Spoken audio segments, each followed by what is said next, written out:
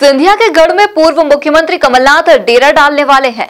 जी हां, उपचुनाव को लेकर ग्वालियर चंबल संभाग में कांग्रेस चुनाव मुख्यालय बनेगा और इस वॉर रूम से कमलनाथ चुनाव की हर रणनीति तैयार करेंगे। लिहाजा कांग्रेस ने भी कमलनाथ के लिए आलीशान बंगले की तैयारी कर ली है। देखें ये खास रिपोर्ट। सिंधिया के गढ़ में डेरा डालेंगे कमलनाथ। ग्वालियर में बनेगा कांग्रेस का पावर सेंटर। कांग्रेस को है आलीशान बंगले की तलाश। उपचुनाव में कमलनाथ कहेंगे माफ करो महाराज। सितंबर में संभावित प्रदेश की 24 सीटों के उपचुनाव की बिसात बिछना शुरू हो गई है। भाजपा ने जहां वर्चुअल रैलियों से शुरुआत कर दी है तो कांग्रेस अगले हफ्ते तक एक्शन मोड में आ जाएगी। फिलहाल कांग्रेस में मंथन का दौर जारी है। इसकी वजह भी है, 22 विधानसभा क्षेत्रों में उसे नए तरीके से पार्टी खड़ी करनी है। ये वही विधानसभा क्षेत्र है जिनके कांग्रेस विधायक इस्तीफा देने के बाद भाजपा में शामिल हो गए और प्रदेश में कमलनाथ सरकार के पतन के बाद भाजपा सरकार बन गई।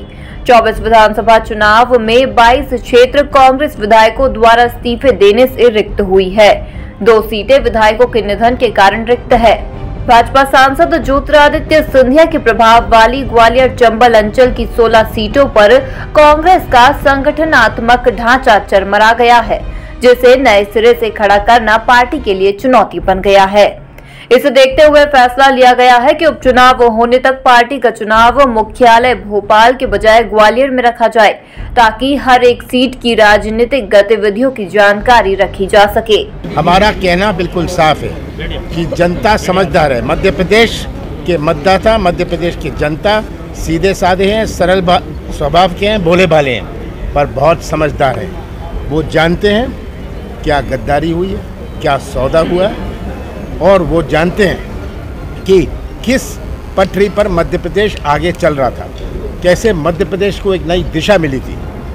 मुझे पूरा विश्वास है कि मध्य प्रदेश की जनता हमारा साथ देगी और फिर से कांग्रेस की सरकार बनेगी। सूत्रों का कहना है कि अगले दिनों में प्रदेश की राजनीति का नजारा बदला नजर आने वाला है। कांग्रेस का चुनाव मुख्यालय ग्वालियर में शुरू हो जाएगा। पूर्व मुख्यमंत्री कमलनाथ के लिए ग्वालियर में आलीशान बंगले की तलाश की जा रही है। 20 जुलाई से शुरू होने वाले विधानसभा सत्र के बाद कमलनाथ ग्वालियर में ही रहेंगे। इसकी वजह भी है, ग्वालियर चंबल संभाग में ही सबसे ज्यादा 17 सीटों पर उपचुनाव होना है। 16 सिंधिया समर्थक और 1 विधायक के निधन से रिक्त विधानसभा क्षेत्र है। कमलनाथ का फोकस भी इन्हीं विधानसभा क्षेत्रों पर रहेगा। तो वहीं बीजेपी का मानना है कि कमलनाथ के मुख्यालय से बीजेपी को कोई फर्क नहीं पड़ने वाला है। कुछ भी कर लें वो, मैं ये नहीं कह रहा कि नहीं डालें, जरूर डालें, स्वागत है उनका ग्वालियर में, पर ये कुछ भी कर लें। अब आप परिणाम आए तो मेरी आज की बाइट के बाद मुझसे बाइट जरूर लेना। मैं आपको बता रहा हूँ, सूप बड़ा साफ होगा। तो ये उनका काम है। वो मुख्यालय बल्लभ भवन में भी बना था उनका, और मुख्यालय बन के ही रह गया। और माननीय कमलनाथ जी बल्लभ भवन के अंदर बैठे रह गए और दिग्विजय सिंह ने खेल खेल करके उनको मैदान में उतार, जमीन पर उतार दिया। तो इसलिए वो यही करते रहेंगे। भारतीय जनता पार्टी का अपना काम है। भारतीय जनता पार्टी हर बूथ पर उसका मुख्यालय है और बूथ पर चुनाव लड़ेगी। ऐसा है, चुनाव जीतने के लिए भगवान की कृपा के साथ साथ जनता की कृपा की जरूरत होती है, और जनता उन्हीं पर कृपा की वर्षा करती है जो जनता के लिए बेहतर काम करते हैं। एक जगह बना नहीं सकते, इसलिए 3-3 बना।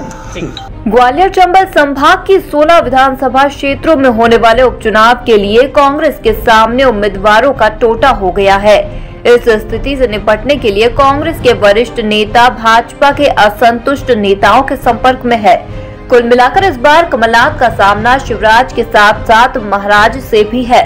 लिहाजा वे सिंधिया के गढ़ में ही डेरा डालकर मिशन उपचुनाव को फतह करने की तैयारी में है। Bureau report, MP news Bhopal.